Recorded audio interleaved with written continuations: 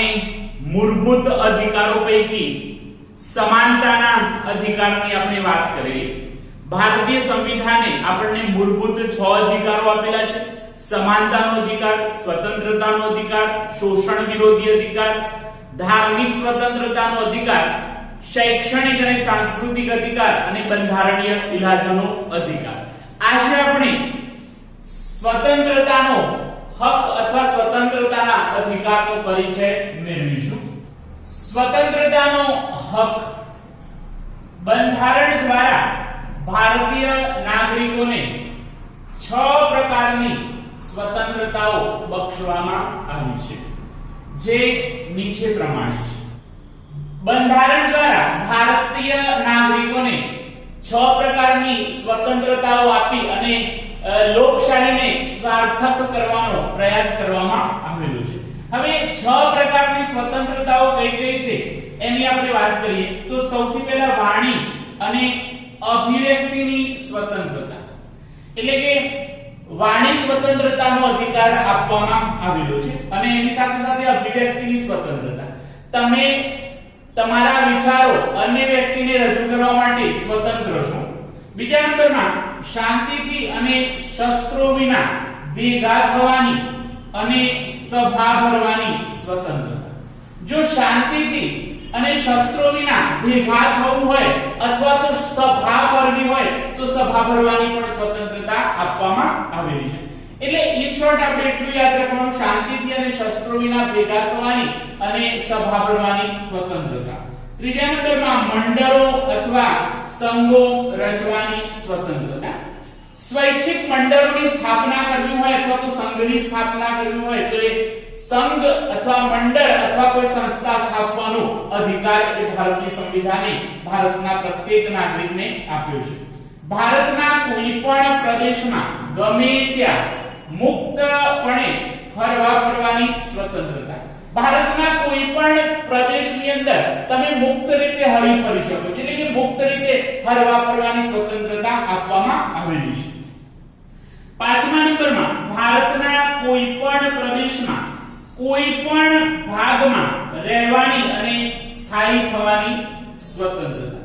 ભારતના કોઈ પણ પ્રદેશમાં અથવા તો કોઈ પણ ભાગની અંદર તમારે રહેવું હોય અથવા તો ત્યાં સ્થાયી રોકાણ કરવું હોય તો સ્થાયી રોકાણ કરવાનો પણ અધિકાર આપવામાં આવેલો છે। અને છેલ્લા નંબરમાં ગમે તે વ્યવસાય, કામકાજ, વેપાર કે ધંધો કરવાની સ્વતંત્રતા। ભારતના પ્રત્યેક વ્યક્તિને પોતાની આજીવિકા માટે, ભરણ પોષણ માટે ગમે તે વ્યવસાય કરવાની સ્વતંત્રતા આપવામાં આવેલી છે। કામકાજ કે વેપાર ધંધો કરવાની સ્વતંત્રતા આપવામાં આવેલી છે।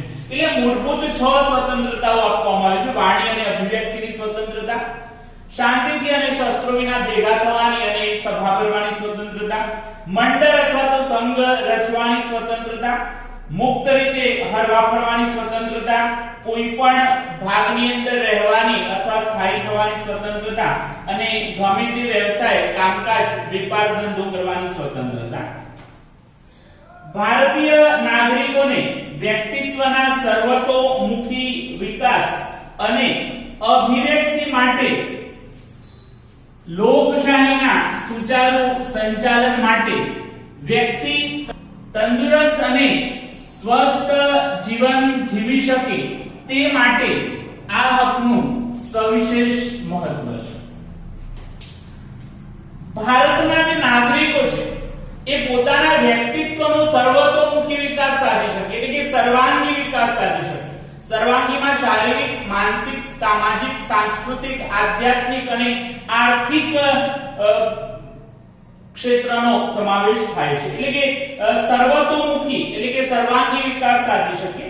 સાથે સાથે અભિવ્યક્તિ માટે પોતાના વિચારો એ અન્ય વ્યક્તિને રજૂ કરી શકે, અભિવ્યક્ત કરી શકે એ માટે લોકશાહીના સુચારુ સંચાલન માટે, લોકશાહીનું સારી રીતે સંચાલન થઈ શકે, લોકશાહી ટકી રહે એ માટે આ અધિકાર આપવામાં આવેલો છે। વ્યક્તિ તંદુરસ્ત અને સ્વસ્થ જીવન જીવી શકે, વ્યક્તિ કોઈ પણ પ્રકારના ડર વગર, ભય વગર, સંકોચ વગર અથવા તો કોઈ પણ પ્રકારના માનસિક દબાણ વગર એ તંદુરસ્ત અને સ્વસ્થ જીવન જીવી શકે એ માટે સ્વતંત્રતાના હકનું વિશેષ મહત્વ રહ્યું છે.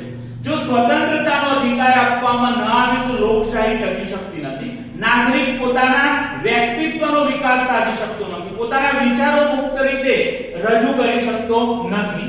માટે આ હકનું વિશેષ મહત્વ રહેલું છે.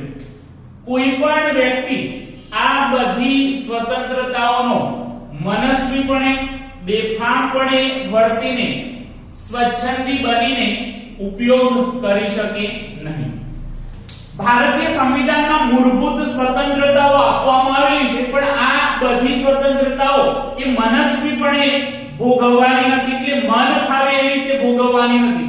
બેફામપણે વર્તીને, મન ફાવે એ રીતે વર્તીને, અથવા તો શિષ્ટાચાર ન હોય એવું વર્તન કરીને કે સ્વચ્છંદી બનીને પોતાના મનને અનુરૂપ વર્તન કરવાનો અધિકાર સંવિધાન આપણને આપતું નથી. એટલે કે એની પણ કેટલીક મર્યાદાઓ છે, જેમ કે રાજ્ય સમાજના વ્યાપક હિતમાં જાહેર સુલેહ, શાંતિ અને સલામતી અર્થે આ સ્વતંત્રતાઓ પર વ્યાજબી નિયંત્રણો અને મર્યાદાઓ મૂકી શકે છે. એવી બંધારણમાં સ્પષ્ટતા થઈ શકે.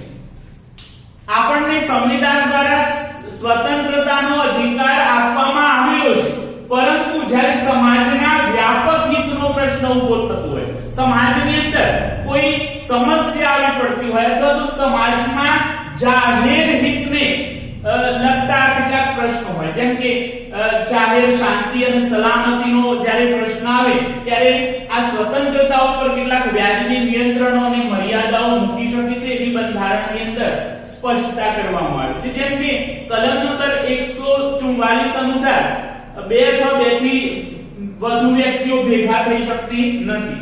હવે આપણે એવા સમય જ્યારે કલમ નંબર 144 લાગેલી હોય એવા સમયે આપણે એવી દલીલ કરીએ કે ભારતીય બંધારણને અમને સ્વતંત્રતાનો અધિકાર આપેલો છે, મુક્ત રીતે હરવા ફરવાનો અધિકાર આપેલો છે, તો એ યોગ્ય ગણાય. જેમ કે વર્તમાન સમયમાં લોકડાઉન ચાલી રહ્યું છે અને એમાં કોરોના અંગેના કેટલીક સાવચેતી, કેટલાક નિયંત્રણો સરકાર દ્વારા મૂકવામાં આવેલા છે. હવે આપણે એવા સમયે એવી દલીલ રજૂ ના કરી શકીએ કે અમને મુક્ત રીતે હરવા ફરવાની સ્વતંત્રતા અથવા તો ગમે ત્યાં રહેવાની સ્વતંત્રતા એ સંવિધાને આપેલી છે.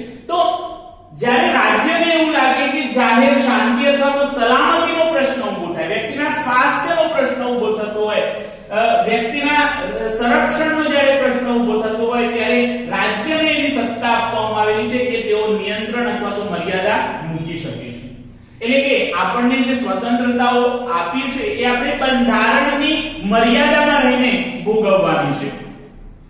કઈ સ્વતંત્રતા કઈ મર્યાદામાં રહીને ભોગવવાની છે તેની જાહેરાત બંધારણમાં કરવામાં આવી છે. હમણાં વાત કરીએ કે આપણે કઈ સ્વતંત્રતા એ કઈ મર્યાદામાં રહી, કયા નિયંત્રણમાં રહી, કયા નીતિ નિયમોનું પાલન કરીને આપણે ભોગવવાની છે એની જાહેરાત પણ આપણા બંધારણની અંદર કરવામાં આવેલી છે.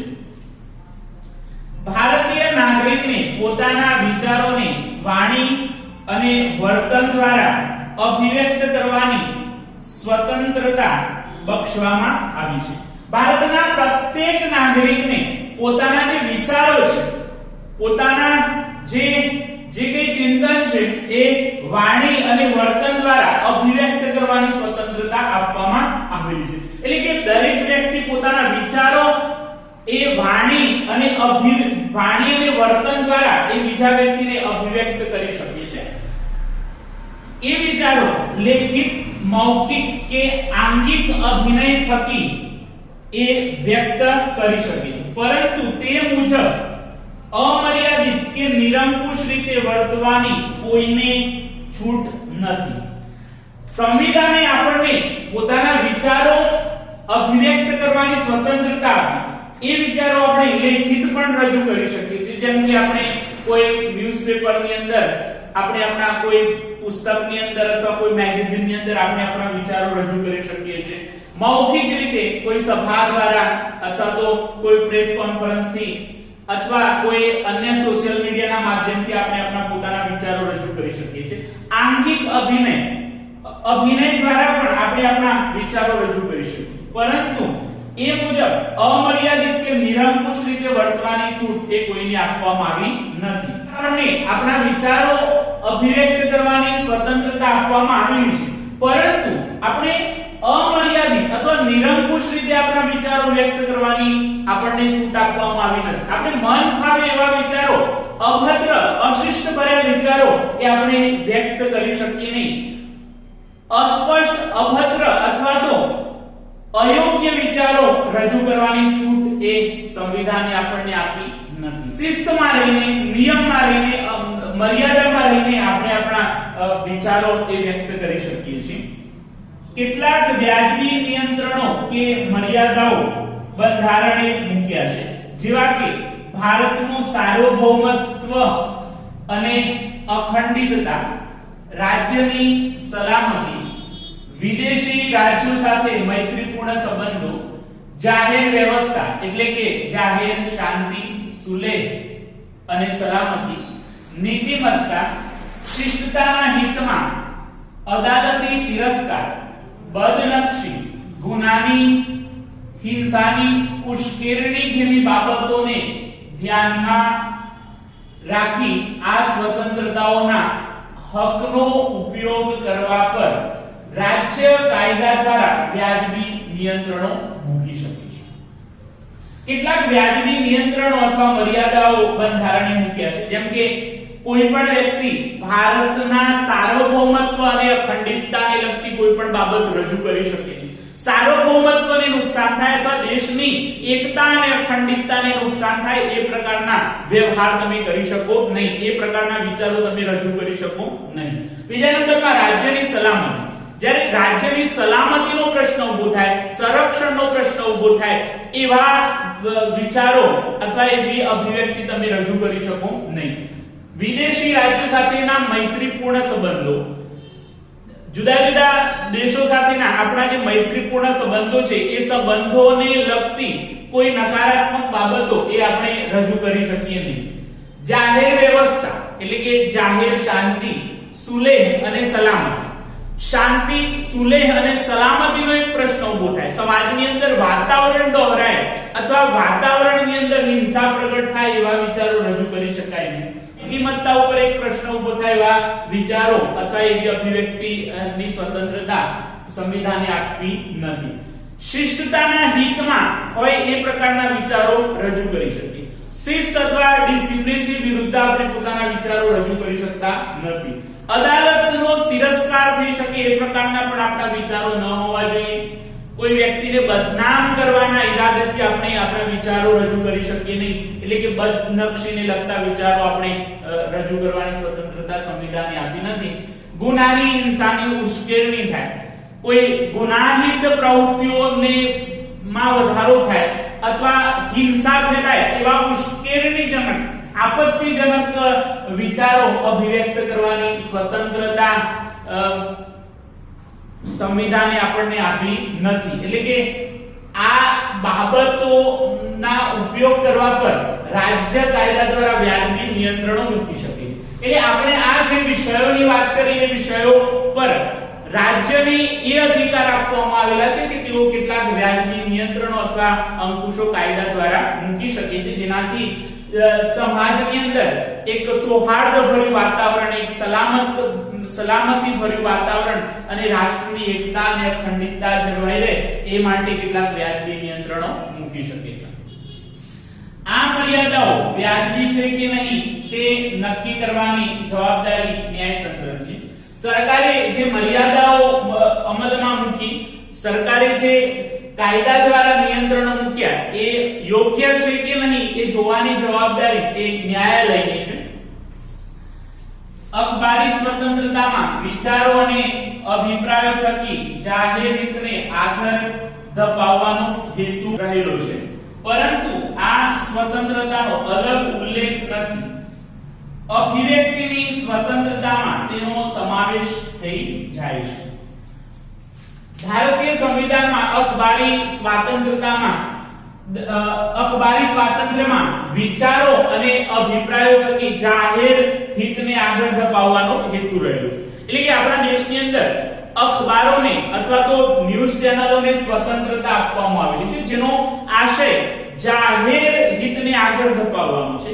અખબાર અથવા તો મીડિયા કે ન્યૂઝ ચેનલો એ અથવા સંદેશા વ્યવહારના જે સાધનો છે એ આપણા દેશને જાગૃત રાખવાનું, દેશને સલામત રાખવાનું અને દેશની અંદર ઉદ્ભવતા જે પ્રશ્નો છે એ પ્રશ્નોનું નિરાકરણ લાવવા માટે કાર્ય કરે છે. માટે અખબારી સ્વાતંત્ર્યને જાહેર હિતને આગળ ધપાવવા માટે સ્વતંત્રતા આપવામાં આવેલી છે. માટે અખબારી સ્વાતંત્ર્યનો કોઈ અલગથી ઉલ્લેખ કરવામાં આવેલો નથી, પણ અભિવ્યક્તિની સ્વતંત્રતામાં અખબારી સ્વતંત્રતાનો સમાવેશ થઈ જાય છે.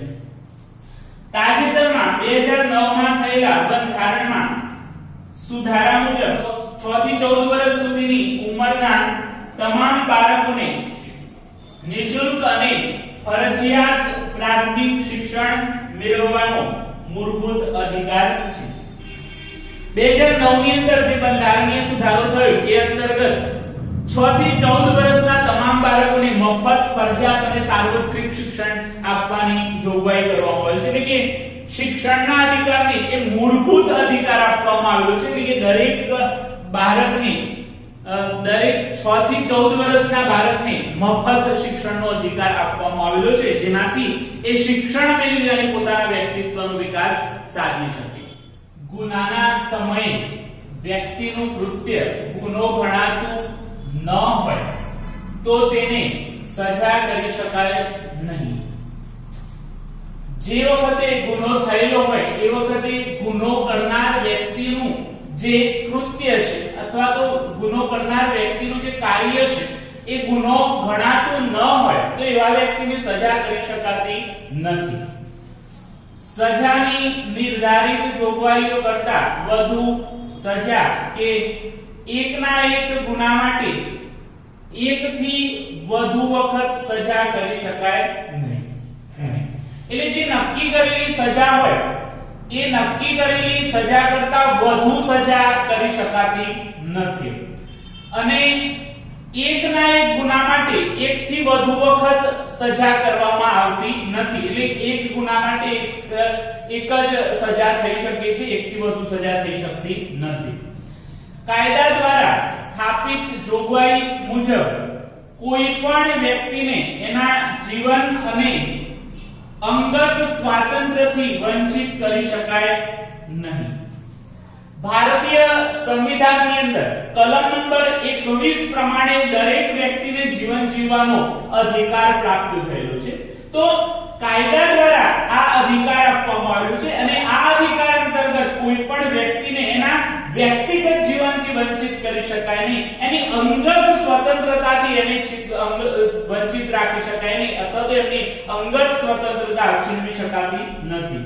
ધરપકડ કરાયેલ વ્યક્તિને ધરપકડ કરવાના કારણોની શક્ય તેટલી ઝડપથી જાણ કર્યા સિવાય કસ્ટડીમાં રાખી શકાશે નહીં.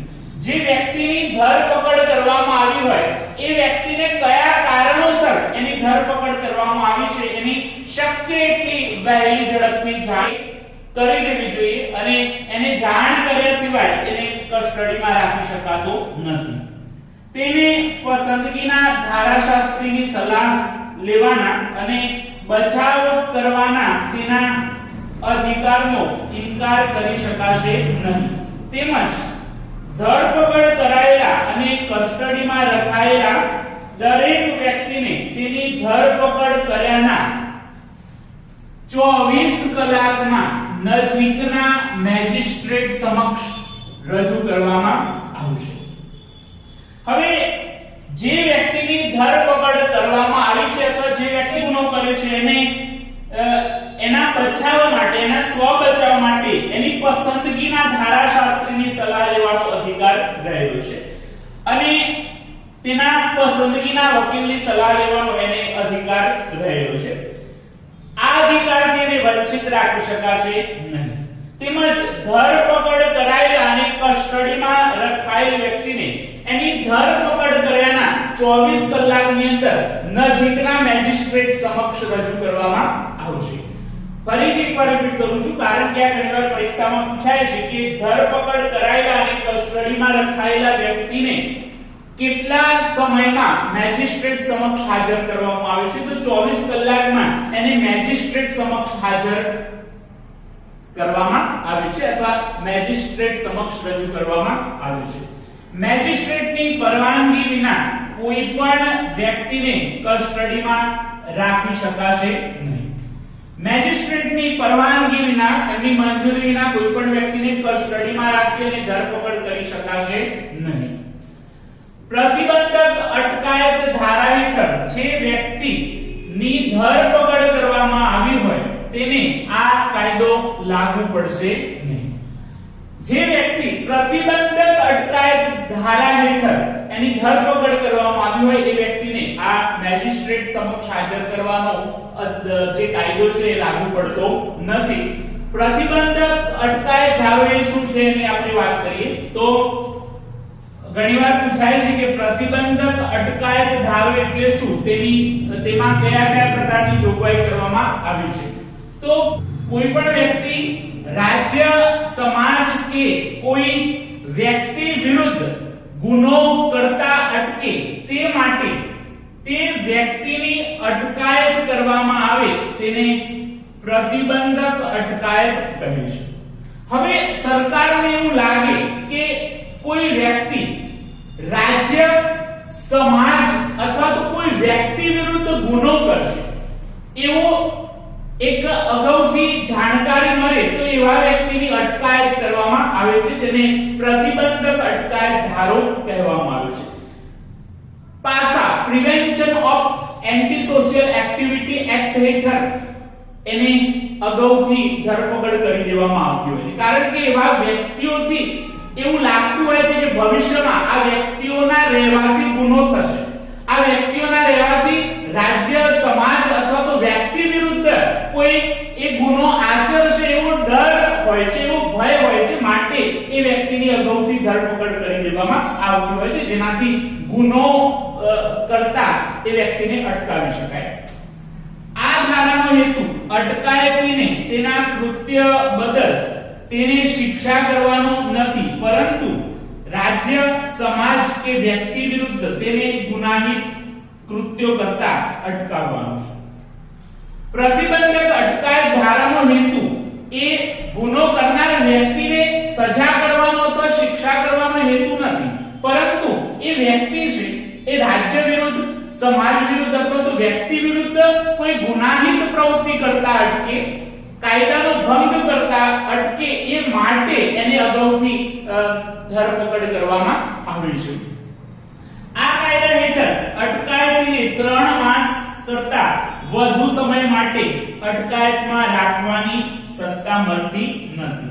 એટલે કે પ્રતિબંધક અટકાયત ધારા હેઠળ વધુમાં વધુ વ્યક્તિને 3 મહિના સુધી અટકાયતમાં રાખી શકાય છે. 3 મહિનાથી વધુ સમય એને રાખી શકાતો નથી. વડી અદાલતના ન્યાયાધીશો કે સલાહકાર બોર્ડના અભિપ્રાયો મુજબ અટકાયત રદ કરી શકાય છે. વડી અદાલતના ન્યાયાધીશોની ભલામણથી અથવા તો સલાહકાર બોર્ડના અભિપ્રાયથી જે તે વ્યક્તિની અટકાયત કરવામાં આવી હોય એને રદ કરી શકાય છે. અટકાયત કેટલો સમય ચાલુ રાખવી એનો નિર્ણય એ રાજ્ય કરે છે. એટલે કે રાજ્યને એ સત્તા આપવામાં આવી છે કે 1 મહિના માટે અટકાયત, 2 મહિના અથવા 3 મહિના માટે અટકાયત કરવી, એ સમય નક્કી કરવાની જવાબદારી રાજ્યને આપવામાં આવી છે, પરંતુ 3 મહિના કરતા વધુ સમયની અટકાયત થઈ શકે નહીં. તો આ આપણે સ્વતંત્રતાના હકની વાત કરી. ફરીથી એકવાર રિપીટ કરું છું કે બંધારણ દ્વારા ભારતીય નાગરિકોને 6 પ્રકારની સ્વતંત્રતાઓ આપવામાં આવેલી છે, જેમાં વાણી અને અભિવ્યક્તિની સ્વતંત્રતા, શાંતિથી અને શસ્ત્રો વિના ભેગા થવાની અને સભા ભરવાની સ્વતંત્રતા, મંડળો અને સંઘો રચવાની સ્વતંત્રતા, ભારતના કોઈ પણ પ્રદેશમાં ગમે ત્યાં મુક્તપણે હરવા ફરવાની સ્વતંત્રતા, ભારતના કોઈ પણ પ્રદેશમાં અથવા કોઈ પણ ભાગમાં રહેવાની અને સ્થાયી થવાની સ્વતંત્રતા, અને ગમે તે વ્યવસાય, કામકાજ, વેપાર કે ધંધો કરવાની સ્વતંત્રતા. એમ મૂળભૂત 6 સ્વતંત્રતાઓ આપવામાં આવી છે. ભારતીય નાગરિકોના વ્યક્તિત્વનો વિકાસ થઈ શકે એ માટે, અભિવ્યક્તિ માટે, લોકશાહીના સુચારુ સંચાલન માટે અને વ્યક્તિના તંદુરસ્ત અને સ્વસ્થ જીવન માટે આ હકનું સવિશેષ મહત્વ રહેલું છે.